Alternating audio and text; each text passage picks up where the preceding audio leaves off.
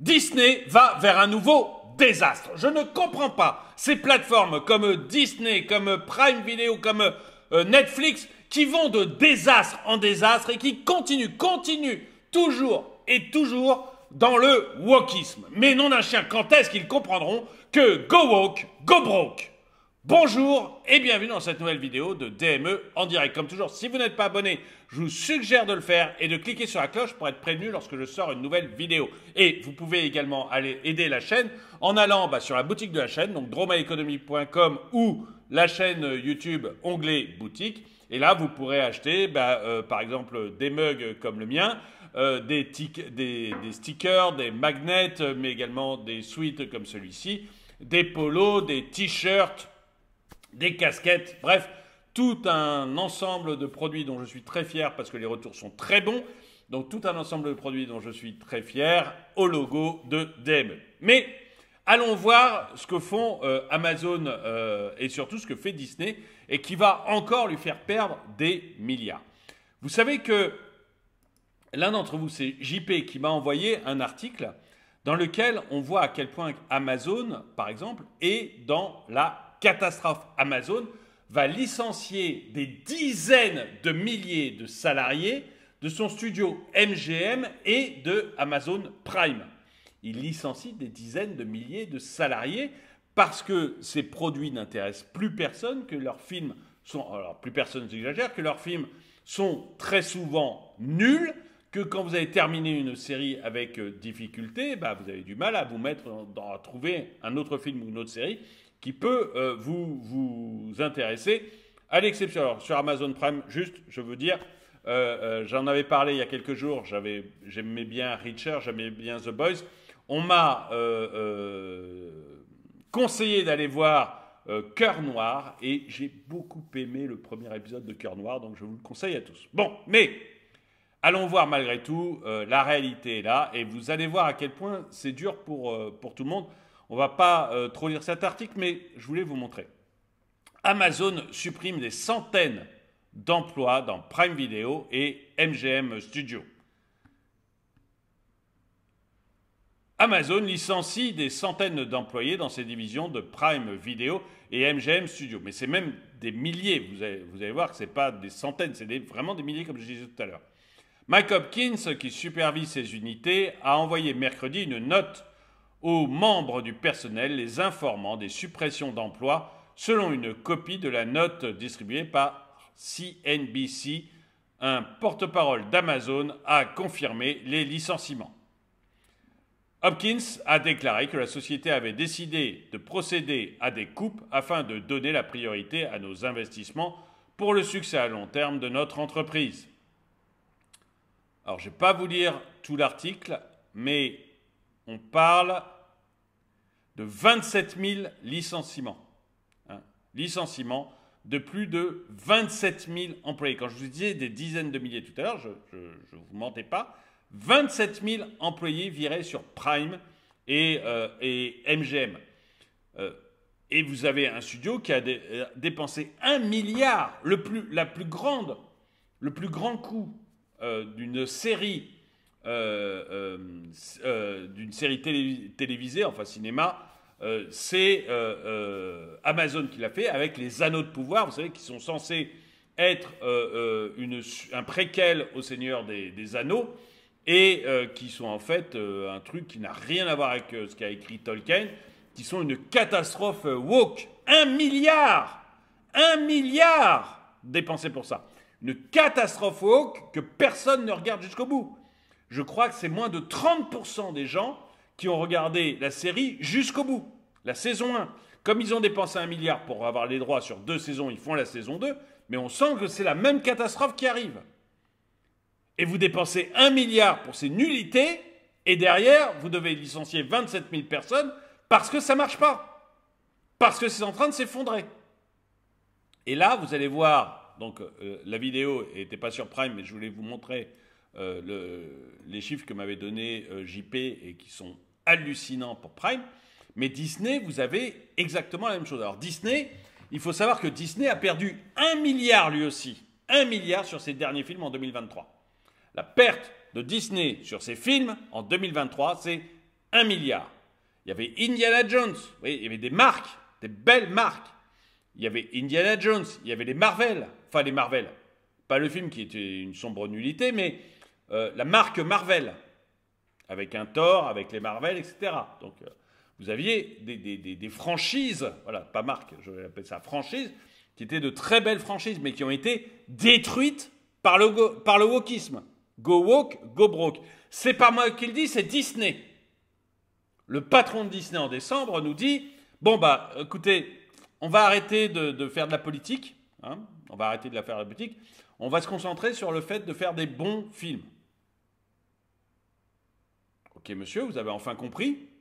Vous avez enfin compris qu'il faut arrêter de faire de la politique, qu'essayer de nous gaver de politique, ça ne sert à rien, et que tout ce que les gens veulent, c'est voir des bons films. Parce que les gens se sont déplacés pour Mario Bros, qui a extrêmement bien marché, qui a fait plus d'1 milliard de chiffre d'affaires, c'est des très bons films. Il s'est déplacé en masse pour Barbie, que je ne suis pas allé voir parce que je ne suis pas le public, mais puisque c'est plus un public, si j'ai bien compris, féminin, mais en tout cas, c'était pas moi, mais il faut remarquer que le public s'est déplacé en masse pour aller voir Barbie, et il s'est déplacé en masse pour aller voir Oppenheimer. Et puis, vous avez 2-3 films dont le nom m'échappe, qui ont aussi très bien marché, mais qui n'étaient pas produits par Disney. Et en fait, les grosses productions Disney ou DC Comics ont été des catastrophes. Hein. D'ici, il y a Flash, il y a Aquaman, qui ont été des catastrophes absolues. Absolues. Parce qu'écrit avec les pieds, parce que aucun intérêt, parce que du wokisme, en veux-tu, en voilà au fond de la gorge. Hein, je rappelle que dans Flash, on a remplacé Superman par une femme. Pourquoi pas? Ça devient Superwoman. Bon. En plus, c'était mal fait. Enfin bon, peu importe, on ne va pas rentrer dans le détail.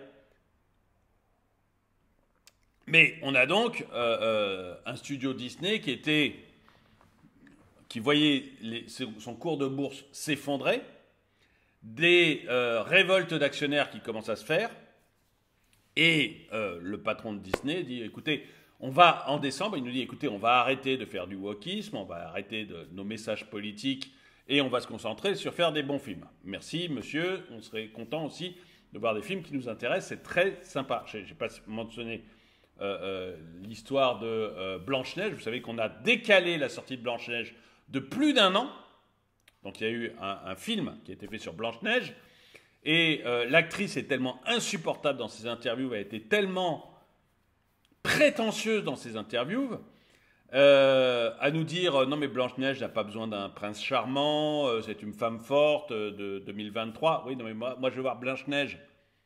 Si je veux voir une femme forte, je vais voir Alien, je vais voir Terminator 2, je vais pas voir Blanche-Neige. Des femmes fortes, on en a eu dans les films. C'est pas un problème même. Qui n'aime pas Sarah Connor?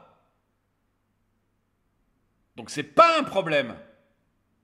Mais pas dans Blanche-Neige.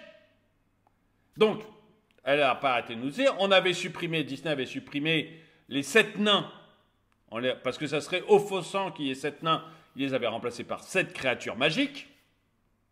Donc résultat, voilà, ils ont tellement vu que ça allait être une catastrophe qu'ils ont délayé repoussé d'un an la sortie, et ils ont dit, on va faire un maximum de reshoot, c'est-à-dire qu'on va refilmer en fait le film. Et finalement, il y aura bien des nains, ça ne sera plus des créatures magiques, parce qu'en plus, il y a eu des photos des créatures magiques. C'était vraiment le wokisme à l'état pur, avec voilà, toutes les sexualités, y compris ceux où on se demande si ce sont des femmes ou des hommes, toutes les couleurs de l'arc-en-ciel, enfin la totale. Les 7 créatures magiques, c'était la totale du wokisme. Donc, hop, décalé, et ça y est, on va remettre 7 nains en CGI. On aurait pu espérer qu'il y ait des nains quand même, des vrais hommes, hommes, parce que les nains, c'est des nains. Donc des vrais hommes de petite taille qui jouent. Non, on va faire du CGI. Ça serait trop con de leur donner un boulot et de faire en sorte que des acteurs atteints de nanisme puissent vivre de leur métier. Bon, ceci, hop, voilà. Donc, en décembre, le grand patron de Disney dit « Ok, on a compris la leçon, les gens, on va faire attention, on est désolé. » Enfin non, il n'a pas dit « On est désolé, il ne faut pas déconner. » Mais il a dit « Ok, on a compris la leçon, on va faire du bon film maintenant. » Surtout qu'on a perdu 1 milliard cette année, donc c'est quand même beaucoup. Et il se met... et donc, on se dit « Bon, on va le croire. » Et il y a 2 projets de Disney qui sont sortis et qui montrent qu'en fait, ces gens n'ont rien compris. Mais rien du tout. Vous avez eu d'abord l'annonce d'un nouveau Star Wars qui va sortir. Une nouvelle trilogie Star Wars qui doit sortir. Alors, l'histoire de la trilogie Star Wars, c'est une femme, Rey Skywalker, qui s'appelle Palpatine en fait, hein, mais bon, elle est Rey donc, qui va devenir la chef de l'ordre Jedi et qui va refonder l'ordre Jedi. Bon, déjà, ça fait rêver personne, hein, puisque personne ne supporterait. Je rappelle que Rey a été l'héroïne des 3 derniers Star Wars, qu'on en a fait une animation, même une aile, dans les parcs d'attractions Disney, hein, une aile qui a été basée sur les 3 derniers Star Wars, où c'est Rey qui est la grande héroïne.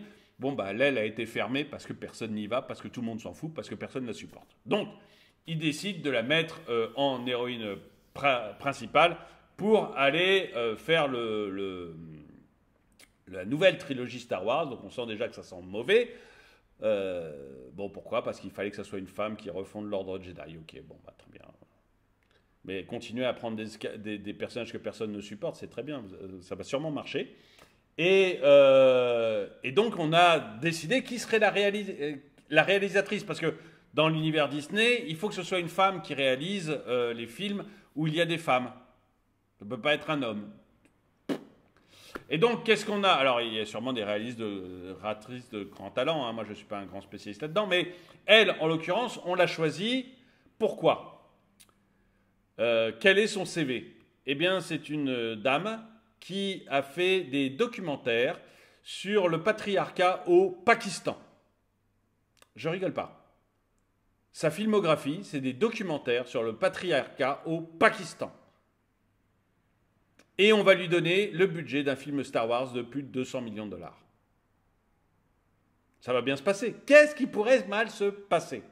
Donc vous voyez, et ça a été annoncé après que Disney nous dise non mais c'est bon, on va changer les choses. On va faire en sorte que tout se passe bien. Et on va faire des bonnes histoires et des bons films.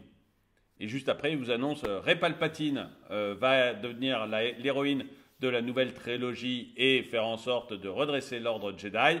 Et on a mis aux commandes du premier film une réalisatrice qui n'a fait que des documentaires sur le patriarcat au Pakistan. Qu'est-ce qui pourrait mal se passer? Disney. On se demande comment Disney ne pourrait pas réussir cette nouvelle truc. Mais bon. Une erreur, une sortie de route, un petit problème de communication. Mais voilà, Disney vient de sortir sa nouvelle série Marvel. Hein, sa nouvelle série Marvel. Et vous allez voir à quel point ça va être une catastrophe. Vous allez me dire ce que vous en pensez, mais vous allez me dire, ça va être une catastrophe. Donc, Disney est toujours à la recherche de nouvelles façons de raviver l'intérêt de son public et a récemment dévoilé sa nouvelle super-héroïne Marvel, Maya Lopez, amérindienne, sourde et amputée. Donc l'héroïne de la série qui est sortie, je crois, hier sur Disney+, la nouvelle grande série Marvel, c'est une amérindienne, sourde et amputée. Ça vous fait rêver, non? Vous avez envie d'aller voir un super-héros amérindien, femme, amérindien, sourde et amputée. Femme, on s'en fiche, on en a vu qui était très bien. Black Widow dans les films Avengers, c'est fantastique, mais est-ce que ça vous vend du rêve? Est-ce que vous êtes en train de kiffer votre mère, comme disent les jeunes? Une amérindienne sourde et amputée, ça fait rêver. Cette tentative de diversification semble être une réponse à la baisse d'audience des franchises de super-héros et à la critique croissante de la droite américaine. Mais ce n'est pas une réponse, en fait, c'est vraiment...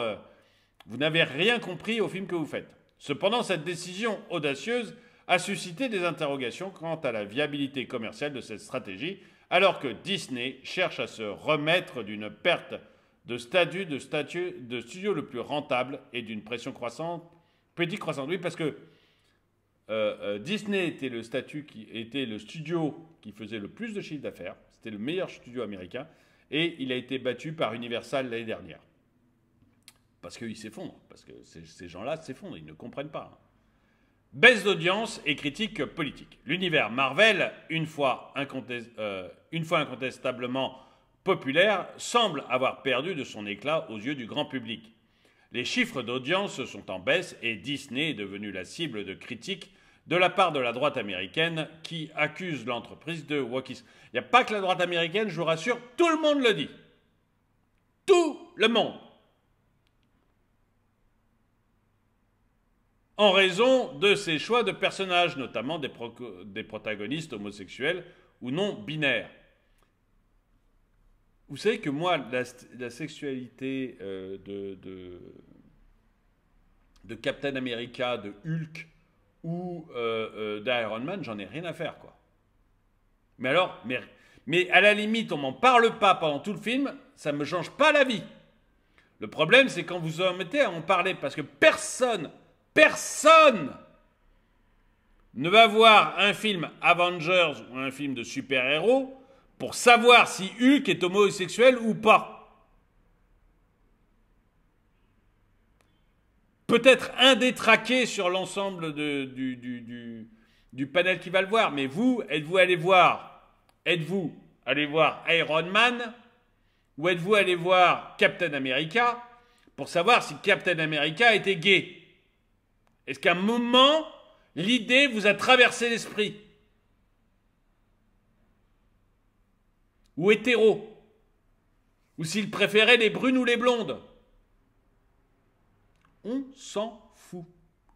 On s'en fout. Totalement. Cette tendance a pris de l'ampleur pendant les campagnes présidentielles avec des personnalités politiques telles que le gouverneur de Floride, Ron DeSantis, pointant du doigt la prétendue orientation politique de Disney. C'est pas prétendu, c'est clairement perte de statut de studio le plus rentable. En plus de la baisse d'audience, Disney a perdu récemment son titre de studio au plus gros chiffre d'affaires à Hollywood, devancé par Universal. Cette situation a incité le patron de Disney, Bob Iger, à suggérer un changement de cap en novembre dernier. Iger a insisté sur le fait que l'entreprise devait retourner à ses racines et se concentrer davantage sur le divertissement pur plutôt que sur des messages sociaux et politiques. C'est ce que je vous racontais, mais visiblement, ce n'est pas ce qu'ils ont fait. Visiblement, entre ce que dit le patron de Disney et ce qui se passe réellement sur le terrain, c'est pas ce qui se fait, parce que vous allez voir la série Echo là, dont je vous parle, mais de toute manière, le prochain Star Wars, qui a été annoncé après, est woke incroyablement. Et vous voyez, on dit la droite américaine, mais vous avez eu South Park. Ceux qui ne connaissent pas, c'est une série un peu pamphlétaire, South Park. Et donc South Park a fait toute une émission où il dit clairement que voilà, le seul objectif de Kathleen Kennedy, donc, qui est la directrice de Star Wars, qui est la grande patronne des franchises Indiana Jones et Star Wars, est la seule ligne directrice de Disney, c'est de prendre n'importe quelle série et de la rendre, elle dit gay as fuck. Donc, le plus gay, le plus homosexuel, le plus woke possible. Voilà, c'est la seule orientation de Kathleen Kennedy et de Disney d'après South Park. Donc il n'y a pas que... Et South Park, c'est pas l'extrême droite. Hein. Donc il n'y a pas que la droite américaine qui le dit. Tout le monde s'en est rendu compte. Tout le monde s'en est rendu compte. La série Echo et son pari sur la diversité. Mais pourquoi? Pourquoi? La série Echo, mettant en vedette Maya Lopez, représente une nouvelle étape dans la quête de diversité de Disney. La super-héroïne amérindienne offre une perspective unique, avec des dialogues en langue des signes. Ah oui, parce que, alors oui, en plus, on va parler beaucoup en langue des signes dans cette série, mais rassurez-vous, ça sera sous-titré. C'est-à-dire que, moi déjà, vous voyez, une série que j'aime bien et dont je vous parlais tout à l'heure, que je viens de découvrir grâce à vous, et dont je vous parlais tout à l'heure, là, Cœur Noir, on parle en anglais, bon ça à la limite je comprends, mais on parle aussi en arabe, et, parce que ça se passe en Irak. Et il y a des sous-titres. C'est chiant. Voilà, c'est chiant, faites parler tout le monde en français, ou faites parler tout le monde en anglais quand vous êtes en Angleterre. Je suis désolé, hein, c'est pas que j'ai un problème de... C'est que j'ai une démangeaison là, et voilà, ça me gratte complètement le nez. Mais, qu'est-ce que j'allais dire? Oui, c'est pas...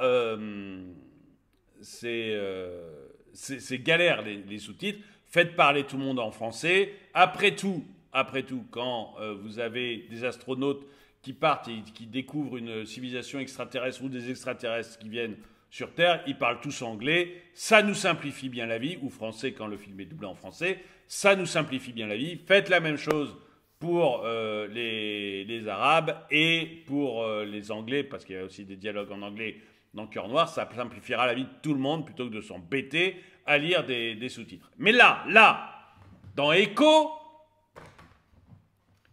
il y a plein de passages en langue des signes avec des sous-titres. Vous tapez de lire les sous-titres de la langue des signes. Mais c'est chiant comme la pluie, ça vous fait sortir du film, ça n'a aucun intérêt. Alors, ok, la diversité, ok, oh, bon, très bien. Mais franchement, c'est pas comme ça que vous allez avoir du public. Voilà, votre public, il veut pas ce genre de choses, il veut juste être cool. Regardez un film cool. Il veut pas se casser la tête à essayer de comprendre à devoir lire à toute vitesse des sous-titres parce que ça passe souvent très vite. Voilà, ça les gave. Donc, des dialogues en langue des signes, merveilleux, on va lire des sous-titres pendant toute la série, on va être content, et une collaboration avec le peuple Chakka pour garantir l'authenticité de certaines scènes. Oui, parce qu'elle est amérindienne, donc voilà, on est allé demander aux croyances, parce que je crois qu'elle a des super pouvoirs qui sont liés à tout le folklore amérindien. Les créateurs affirment que cette inclusivité est une réponse à la demande croissante de représentation dans les médias, ce qui est totalement faux. Vraiment, on ne comprend pas. Vous voyez, ces gens s'effondrent. Leur série, plus personne ne va les voir. Marvels, où il y avait 3 femmes vous savez, le film Marvels, vous avez 3 femmes qui sont les super-héroïnes du film contre une femme qui est la super méchante du film. C'est forcément réalisé par une femme qui, elle aussi, n'avait quasiment aucun film à son active, en dehors d'une bouse Candyman, la version récente de Candyman qui n'avait pas du tout marché, mais qu'on avait mis là parce que, 1, elle avait un vagin, 2, elle était noire, et c'est tout. Elle n'avait rien fait d'autre dans sa vie. Donc on lui avait donné un film avec un budget 10 fois supérieur à ce qu'elle avait jamais fait. Résultat, vous avez une bouse à la fin. Les gens, il n'y a pas de demande croissante de représentation dans les médias. Et encore une fois, des femmes, vous en avez déjà vu dans des films, allez voir Alien, allez voir Terminator. Et dites-moi que Sarah Connor ou Hélène, je crois que c'est Hélène son nom, Ripley, sont mauvaises. Ce sont des femmes hyper badass. Mais tout ce qu'on veut, c'est des trucs bien écrits.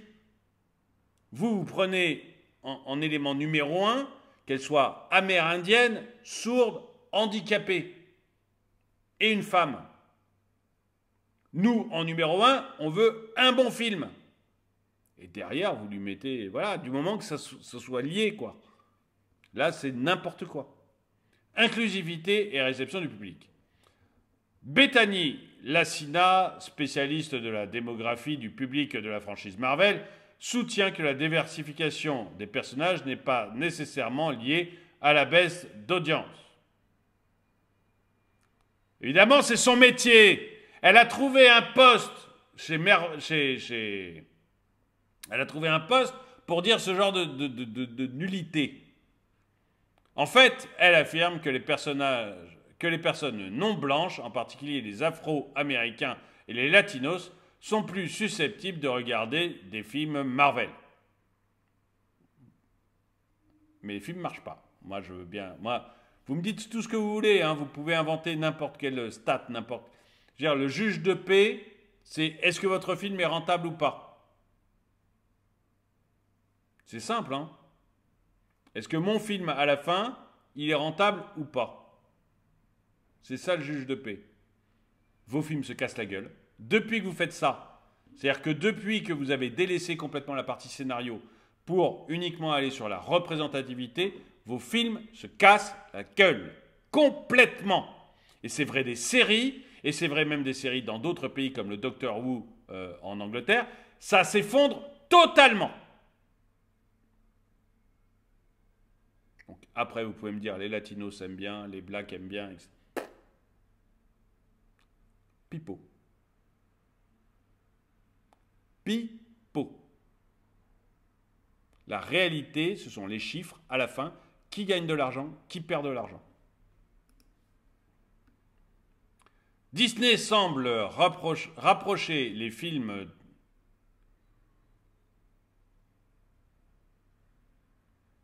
La plus grande inclusivité des castings Disney semble rapprocher les films de l'entreprise de son public traditionnel, en particulier avec une jeunesse américaine de plus en plus diversifiée.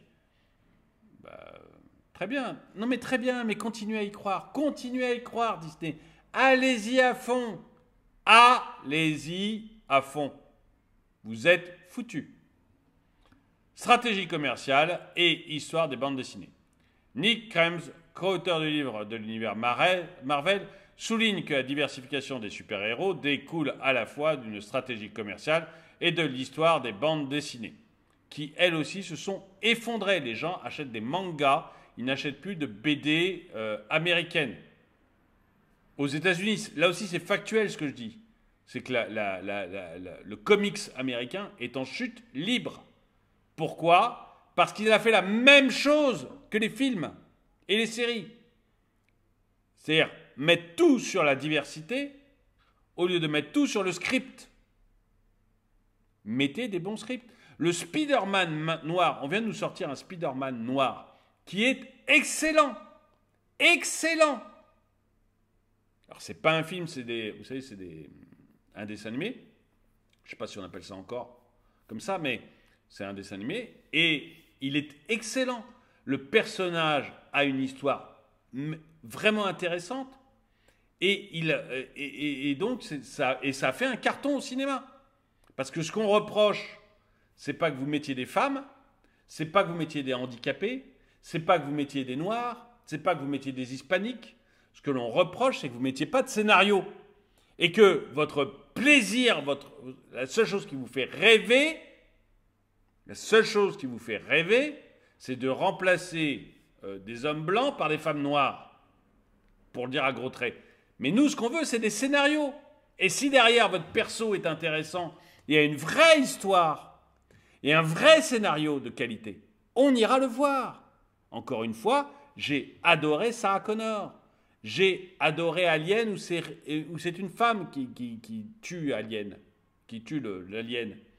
J'ai rien contre ça. J'ai adoré le dernier Spider-Man en forme de dessin animé où c'est un jeune homme noir, Spider-Man. Mais il a sa propre histoire. C'est pas Parker à qui, donc le traditionnel Spider-Man blanc, à qui on a piqué le rôle pour le remplacer par un noir. Ça n'a rien à voir.